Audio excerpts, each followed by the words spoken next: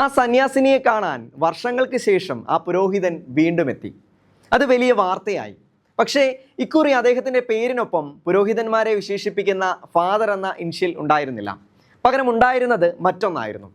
അയർലൻഡിലെ ടുല്ലോമോറിലാണ് ഈ സംഭവം, ഈ അപൂർവ കൂടിക്കാഴ്ച നടന്നത്. പിന്നീട് ഇത് സംബന്ധിച്ചൊരു വീഡിയോ വൈറലാവുകയും മാധ്യമങ്ങളിൽ അത് ചർച്ചയാവുകയും ചെയ്തു.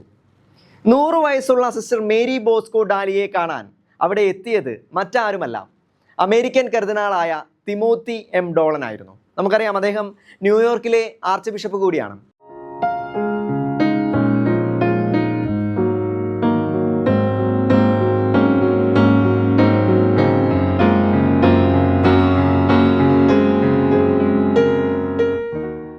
ആദ്യമായി അദ്ദേഹം ദൈവത്തെ ഹൃദയത്തിൽ അറിയാനും ആദ്യമായി നാവിൽ സ്വീകരിക്കാനും ആദ്യമായി ദൈവത്തെ കരങ്ങളിലെടുത്ത് ഉയർത്തുമ്പോൾ അവിടെയും സജീവ സാന്നിധ്യമാകാനും സിസ്റ്റർ മേരിക്ക് കഴിഞ്ഞു.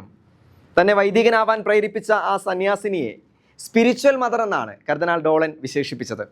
സിസ്റ്റേഴ്സ് ഓഫ് മേഴ്സിയിലെ അംഗമായ സിസ്റ്റർ മേരി ബോസ്കോ ഡാലി 1950കളിൽ മിസോറിയിലെ ഹോളി ഇൻഫന്റ് സ്കൂളിൽ പഠിപ്പിച്ചിരുന്നു. ആ കാലയളവിലായിരുന്നു ഇന്നത്തെ കർദിനാൾ ഡോളനെ സിസ്റ്റർ പഠിപ്പിച്ചു വിട്ട മക്കൾ എല്ലാവരും പിൽക്കാലത്ത് തിരികെ എത്തുന്നതും പഴയ ഓർമ്മകൾ പങ്കുവയ്ക്കുന്നതും ഏതൊരു ടീച്ചർക്കും വളരെ സന്തോഷമുള്ള കാര്യമാണ്. പ്രത്യേകിച്ച് അവർ ജീവിതത്തിൽ ഉയർന്നാൽ ഒരു നല്ല ടീച്ചറെ സംബന്ധിച്ചിടത്തോളം അത് ഇരട്ടി സന്തോഷമാണ്. പക്ഷേ ഇവിടെ ഇത് മാത്രമല്ല, ഇവർ തമ്മിലുള്ള ആ ഒരു ബോണ്ട് അതെന്താണെന്ന് അറിയണമെങ്കിൽ അവരുടെ ആ ഒരു സംഭാഷണം മാത്രം കേട്ടാൽ മതി.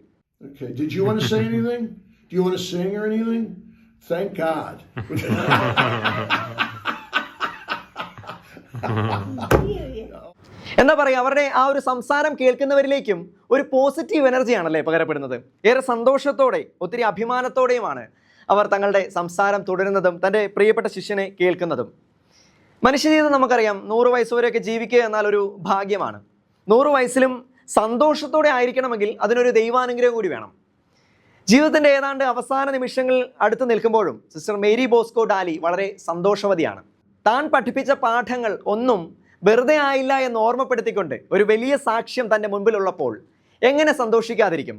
താൻ പങ്കുവെച്ച പാഠങ്ങൾ ഉൾക്കൊണ്ട് വളർന്ന ആ കുഞ്ഞു പൈതലിനെ ദൈവം അനുഗ്രഹിച്ചുയർത്തിയത് കാണുമ്പോൾ എങ്ങനെ അഭിമാനിക്കാതിരിക്കും? ദൈവം സഹായിക്കട്ടെ. ദൈവത്തിന് സ്തുതി.